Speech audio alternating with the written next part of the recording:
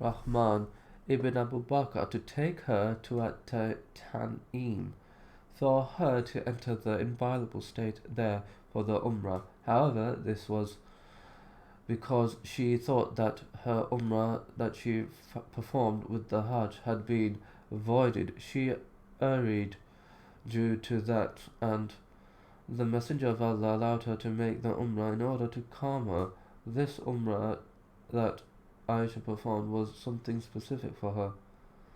The evidence for that is that it is not known that any of the companions, men and women, ever made Umrah from At-Tan'im after their Hajj, as Aisha had done.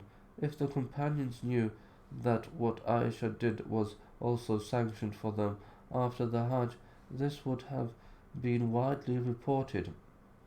Stated, the Prophet did not make Umrah going outside of Mecca to enter the inviolable state and then entering Mecca to make Umrah like what the people do today.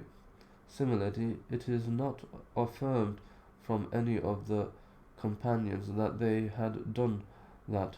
It is also not confirmed from any of the companions that they would repeat an Umrah after the Hajj.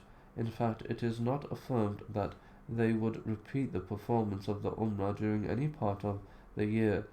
They would come upon Mecca for Umrah as individual or in groups. They recognize that the Umrah is a visit for the purpose of circumambulating the house and making the circuits as-sa'i between as-Safa and al-Marwa. They also knew that circumambulating the house is definitely more virtuous than the sa'i.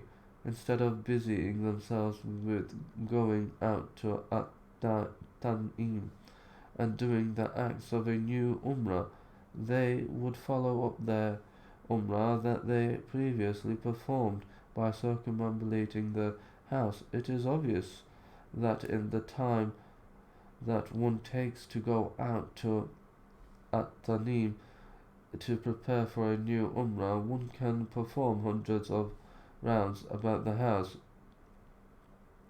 Tawus said, as for those who prepare for a new Umrah from At-Tan'im, I do not know if they are going to be rewarded or punished. It was said to him, punished? He replied, because they are leaving the circumambulation of the house, going out such and such a distance, returning back that same distance, while they could have performed 200 circumambulations. To circumambulate the house is obviously preferred to walking with no purpose. The view that it is not sanctioned to repeat Umrahs in this fashion is supported by the actions of the Prophet and the actions of the companions. Our Prophet has obliged us to follow his sunnah and the sunnah of his successors after him. He said, so stick to my sunnah and the sunnah of the right principle and rightly guided successors. Bite onto that with your molar teeth. Visiting illustrious Medina. The virtuous of Medina narrated that the Messenger of Allah said, verily Allah named Medina Tabba, meaning good, pure. Narrated that he heard the Messenger of Allah say, Medina is like a billows which eliminates impurities. The hour will not occur until Medina banishes its evil ones, like a billows eliminating the impurities of iron. The virtues of its mosques and prayers therein narrated that the Prophet do not undertake a journey for religious purposes except to 3 mosques. This mosque of mine, the Masjid al-Haram in Mecca and Masjid al-Aqsa in Jerusalem. He also narrated that the Prophet said, a prayer is in this mosque of mine is better than 1,000 prayers in other mosques, except for the Masjid al-Haram in Mecca.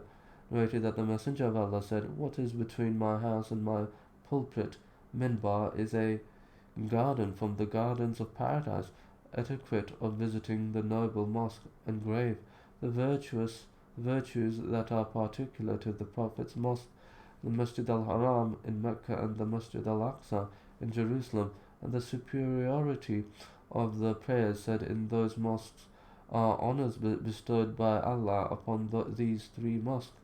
Whoever goes to those three mosques goes hoping for the special reward, and in response to the call from the Prophet to undertake journeys to these three mosques and to visit them.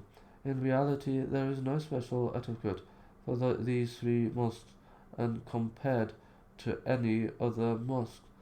However, some people confuse some issues concerning the Prophet's mosque and specific etiquette for it. This confusion, though, would not have occurred if it were not for the fact that the noble grave is within the confines of the mosque.